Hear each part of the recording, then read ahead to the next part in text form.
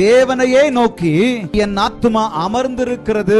தாவீது தேவனிடத்தில் மாத்திரம்தான் தன்னுடைய நம்பிக்கை முழுவதுமாய் வைத்திருந்தான் என்று இந்த வசனம். ಅವನು ದೇವರಲ್ಲಿ ಮಾತ್ರ ಅವನು ಪೂರ್ಣವಾಗಿ ಅವನ ನಂಬಿಕೆಯನ್ನು ಇಟ್ಟಿದ್ದನು. அதனுடைய உறுதியாய் அவர் அடுத்த வசனங்கள்ல சொல்றார் பாருங்க. ಅದನ್ನು ದೃಢವಾಗಿ ಅವರು ಇನ್ನೊಂದನೇ ವಾಕ್ಯದಲ್ಲಿ என் ஆத்துமாவே தேவனையே நோக்கி அமர்ந்திரு, ನನ್ನ ಮನವೇ ದೇವರನ್ನೇ ನಂಬಿ ಶಾಂತವಾಗಿರು, நான் நம்புகிறது அவராலே வரும்.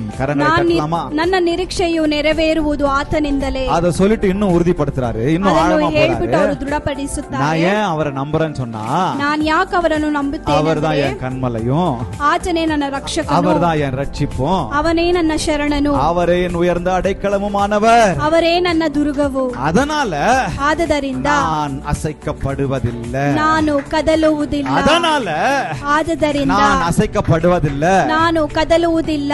என் கண்மலையானவர் மேல என் நம்பிக்கை இருக்குங்க.